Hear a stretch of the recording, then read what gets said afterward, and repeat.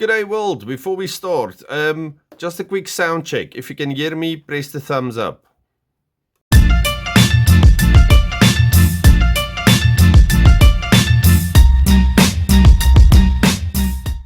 G'day world, and welcome back to Stuff We Do, where we do all the knife stuff you love. Knife reviews, knife tests, knife modifications, and outdoor stuff with knives. Still a bit snotty, whatnot. Okay, it's Sunday afternoon. Went to church this morning. My wife had us stop at the shop to buy things because she's going away this week. So it's me and the kids alone. So I'm mommy and daddy again. They're getting bigger, so it's easier, but more homework and stuff. And I still hate being alone. Anyway, then I'm talking about these guys today. Lionhearted Bladeworks. Proudly South African. We have this beautiful leather patch on all of their pouches, and their pouches pretty much, let me just see if I can get this higher. Excuse that. Come on. I really do not like my tripod stand. I'm saying tripod stand, but it's the thing that holds my phone. Anyway, it looks like this. Most of their pouches, and then we get this thing in there. Lionhearted Bladeworks. Very nice. Go to all of those things and check them out. These guys are really wonderful. It's two brothers, and I see them at most of the knife shows. Really cool. Okay, so let's put that pouch aside. Now this thing came in it, and it's the new one. This was from Baobab Knife Show a while back. I really like this thing. Also scout carry, what do you call it? Normal vertical carry, however you want to carry it, this thing works. So it's like a leather majig over a kydex sheath. The sheath works perfectly, and I cannot remember what they call this knife, but it's like a EDC tactical utility knife. You see, we have the open grommets everywhere. We have this beautiful G10, beautiful hole over there, beautiful texture on the blade, jimping. This is some of the most, what are we going to call this? Aggressive? Yeah, let's go with aggressive. Jimping ever. Because if this thing is there, it's not going anywhere else. Okay, it's not a big blade. I don't have my ruler here. Let's say 3.5 inches. Okay, for blade length. Well, cutting edge most likely 3, but the whole thing, like 3.5 inches. I'm going to go with that. I might be lying to you. I will link them in the description if they have a site or whatnot. Otherwise, Facebook. Most South African guys love Facebook. Anyway, wonderful, wonderful knife. Now, let's go through all of them and see what else I have, because I have been unknowingly collecting Lionhearted Bladeworks for a while. Okay, this was my first Lionhearted Bladeworks knife I bought when they were still in the little boxes. We got all kinds of magic with this one, and a very cool box. Okay, put the box aside. This was my first little one. I think it was a medium, small, I cannot remember, Hunter. We have a lanyard on it. Go check the original videos on these things, because I cannot remember if I put the lanyard on or if it was like this. But either way, very cool. A leather loop, a soft loop, and then kydex. Same thing. Oh, and these sheaths, they are marvelous. Okay, nice push off for a ramp, and then this beautiful Skinner looking hunting knife with their Lionhearted Bladeworks on there. And this is also G10. We have red liners. This one have weird liners. No, it does not. Okay, and then our kydex sheath. Awesome. Then this one, oh, this one I actually did not bought from them. I bought it from, I can't remember the name. Go check the video on my Pickled. If you Google Stuff We Do Pickled, you might see it. Anyway, the same type of loop deal, so it can be scout carry or vertically carried. Awesome sheath. This thing does not make a sound. It doesn't move. Oh, wait, there it goes. It does do that a bit, but you'll be shaking before that happens. Anyway, then it's this guy. Okay, now this thing is marvelous. Also, grommets through everywhere. You see that? The same texture on the G10 as that one. and it's marvelous. Now, I did not do a video on this thing, but you can cut biltong, you can use it for an EDC knife, you can scare the neighbors, you can do whatever you want with this knife. And then depending on what style of defensive techniques you have been taught, this thing will work for pretty much everything. Okay, apart from the tactical, for the EDC side, it's not the best, okay, because you can't put your finger there to press down because you will cut off your finger.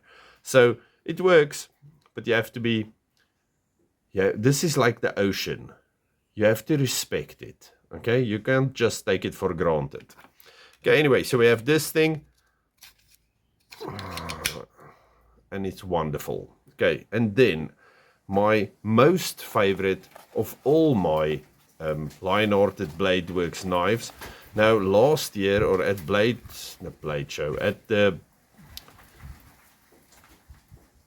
Brooklyn Knife Show, I think they revealed a new knife. I don't know. I asked them to send me a video so I can put it on the channel and show you, but I don't know if they actually did, because they were talking about a different folder. Now, as far as I know, or my knowledge, this is their only folder, and I love this thing. We have this awesome titanium clip. Do you see that thing? And it's been heat anodized. We have these thick G10 scales, and I love the pattern on them. And then mine is orange, orange, orange, because orange rocks. And then the blade has got this Cerakote something on it. Now listen to this. Nice. We have like a double detent friction folder, and your thumb keeps it in place. This is a marvelous, marvelous knife. And this is truly an awesome EDC knife. Again, just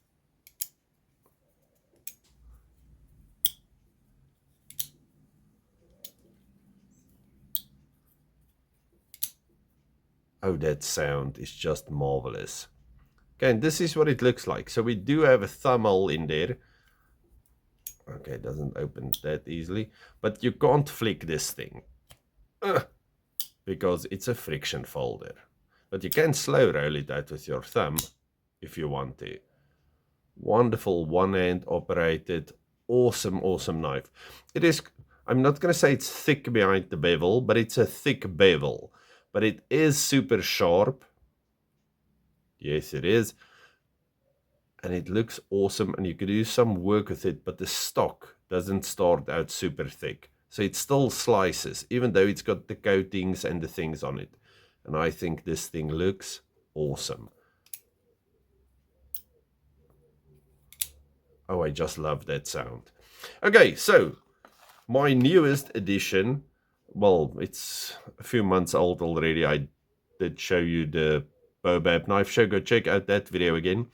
But that's me for today. I'm going to braai something now. Please follow along if you want to. And let's braai. Okay, it's Sunday. It's Sunday, if you haven't heard that. And then a few moments ago, I started packing this fire. And it's so beautiful. I'm just starting my fire lighters. And it's so beautifully packed. And I have a variety of hard and harder woods. So I needed to show you before this thing goes up in flames.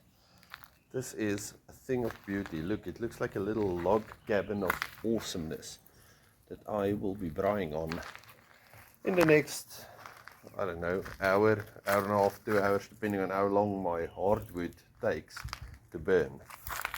But this is lovely. Okay, so we're gonna have a braai today. Okay, and it's burning beautifully. It is 40,000 degrees outside. I am braaiing in the fire pit. I'll show you my new braai, because I let go of all my old braais, and I'm not a fan of built-in braais because they are even warmer than this. But I will show you my new braai once I get it. Let's just get it. Anyway, I'm dying. This is super hot. It's like 33, 34 degrees outside, and this fire is melting magma or rocks at least, into magma. As always, it's Sunday, I'm watching Creature Features, and everything is just too hot here in sunny South Africa. Okay, today we are braaiing this stuff. Not sure what it is. Smokies, no pork, it's like Frankfurters or Russians or something. Then we have brag and braai, pork rashers. This stuff looks good. And then some delicious looking prego steaks. And they say perfect nibbles for kids. So we're going to do that. And I'm using this marvelous thing, my Pickled steel Ganzo, the one with the lightning anno. I'm going to go with lightning anno as my braai knife today. Okay, we have pregos on the fire.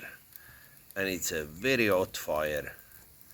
I'm pretty sure it's not going to take long. Okay, it's been like 2.5 seconds. Let's turn them and see what this looks like.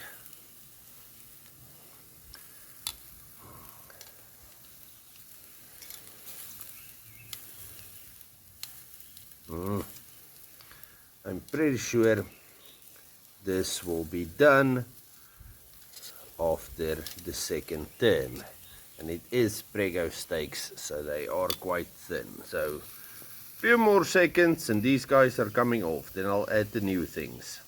Okay, and then 3 seconds into the pork, the most unholiest of meats, if we consider lamb to be the holiest, started the fire. Okay, so after pulling my fat out of the fire, our pork has settled down. These are very thick rashers, but they will be delicious. Ooh, delicious. ASMR, ASMR, ASMR.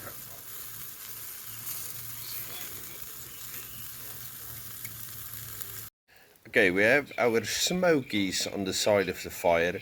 These things might be horrible because they are extremely inexpensive, but we'll see. Okay, I gave them a few cuts and they have been turned. They look weird. Apparently it's chicken and turkey. We'll see now what this tastes like. Okay, and they are coming off. Maybe, maybe not. I'll show you my hot dog or hamburger that I'm gonna make afterwards with all of these on them. Okay, we have prego at the bottom. We have, what's those things? Delicious, weird sausages. I think they call them smokies. And we have chicken. No, it's not chicken. Pork rashers at the top. Now we're gonna add egg and cheese, or cheese and egg. Okay, we have egg and cheese on here. That thing on top. Look at it. All of you, have a wonderful week. If you have made it till the end of this video, you are fantastic. Give yourself a thumbs up. Like, share, subscribe. I'm supposed to say that. Apparently it does good things for me if you do any of those things. And it's free. Okay, all of you, enjoy your week. Goodbye.